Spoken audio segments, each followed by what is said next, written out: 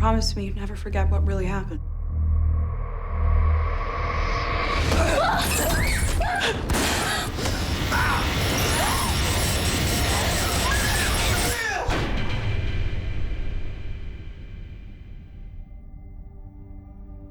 Mirrors have always freaked me out. One of the things I find fascinating about them is that every reflection that we encounter is distorted in its own thousands of little ways, but we assume it's reality.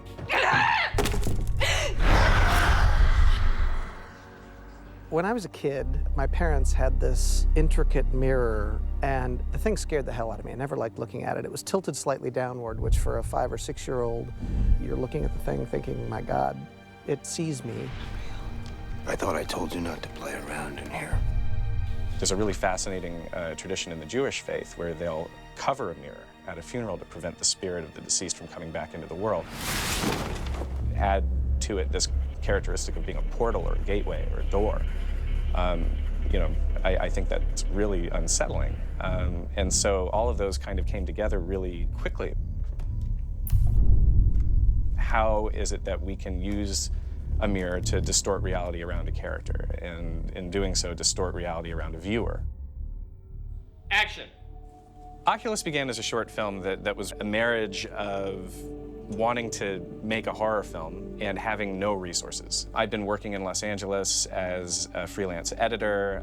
I really had wanted to get back out there and try to make something that would be a calling card. I'll begin by detailing my precautions before I uncover the glass. The biggest things about working on that short that ended up being helpful for the feature were first the logistical difficulties of filming in a room in a small space with a reflective surface. We went with a suspended lighting rig that was really just exposed bulbs, and we limited the crew significantly. I think we had about 6 people on that project. You couldn't beat me when I was a kid, and you can't beat me now! Having to negotiate that space ended up paying off in a big way with the feature. We were still a relatively low-budget film, and we knew that, like the short, we wouldn't have somebody come in and save us digitally with the reflection. The script is really intricate, and it requires a command not only as a writer, but also anticipating, directing, and editing the movie. Action.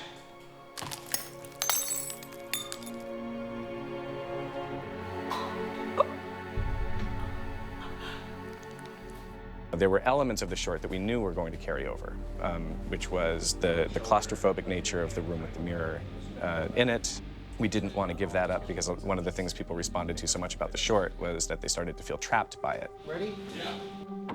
That was the one room that we built instead of shooting at an actual location. And that let us have wild walls so that we could move the crew around and get more dynamic images of the mirror. Hold that. The mirror itself was always going to be the most complicated and challenging character to pull off in this movie. It is an inanimate object. It just hangs on a wall. So making sure that that mirror was not just going to be a prop was always tough. And one of the things that was really exciting for me was that because this was a movie monster that you could pick up and take to a completely different place, and it opened up the mythology to just kind of endless possibilities. This object is responsible for at least 45 deaths in the 4 centuries of its recorded existence. Being able to kind of trace it through history and move it around to different countries and have pockets where no one knew where it was, where, you know, there are stories that are just lost to time, victims who will never know. That stuff was just delicious from a writing point of view. Philip Lazar was found at their ground fireplace, burned beyond recognition. The idea was that the way the mirror would interact with someone should be as specific and individual as their own reflection, you know, that it would find its way into someone's psyche based on where the natural weak points were, so no one would have the same experience. The woman died of thirst while soaking in a full tub for 3 days. It's a piece of evil that turns your worst perceptions, fears, and insecurities back on you. Clancy apparently weighed over 300 pounds. Later that year, Robert Clancy is photographed by a local newspaper, and he's dropped a few pounds. Karen Gillan came in with 13 pages of monologue, essentially, that people were very concerned that this would be very boring. Do we need to shoot these stories and flash back to them and kind of show these horrific events? And the hope was that no, something that I have always believed is that a viewer's imagination is going to be able to come up with something way more effective and frightening than we can. 3, 2, 1. The visual style of the short film was, kind of dictated to us again by our resources. When we had an opportunity to go into the feature world for it, we wanted something richer. I hope this still hurts. Within the horror genre, you're very used to seeing darkness, sometimes overboard. So for us, it was really about trying to make sure that before the mirror's influence was really truly felt, that the film could be as aesthetically beautiful as possible. By the time the mirror's darkness had physically taken over the space, we've come into this much cooler, much colder light palette. When it came to pacing, it was very important to me very early that this not be a movie that was a collection of jump scares. We wanted to go with something that was much more fluid. Even given our limited schedule, we had a few opportunities to come up with these very fluid Steadicam shots.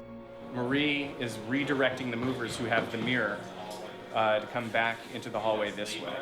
So we're going to step aside to let them get past us, carrying the giant mirror. Hey guys, take it outside. But Mom! The alternative is moving boxes. The first time we're introduced to the family as they move into the house, we had wanted to do in a single take. Camera! Action! Kind of lay the geography of the entire space, but also just to set up that sense that this was a movie that was going to glide through these stories. The juxtaposition of the then on the now, it's incumbent upon us to really get that right. Instead of presenting them as two separate entities that we were cutting back and forth between, we wanted them to just be two completely realized storylines that would eventually, in the third act, flow completely together so that there was no longer a difference between them. You and your snot-nosed little brother over there are not to step foot outside of this house. Now get out of here. The idea of parents turning against their children in a violent manner, we don't know how to process that kind of breakdown. So to try to process it through fiction and to try to allow us to meditate on these issues in a safer environment, there is a catharsis to that. Katie just really wanted to dive into the physicality of that, to become as threatening a presence in the movie as she could after she's kind of inhabited by the mirror. No, it's okay, it's okay. She would finish her workdays covered with bruises. She's throwing herself up and down stairs, snapping at the end of a chain. She had bruises all over her neck.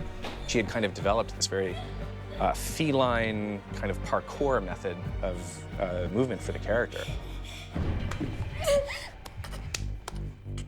Katie created this just really fascinating monster for the second half of the film that is unlike anything that I had seen.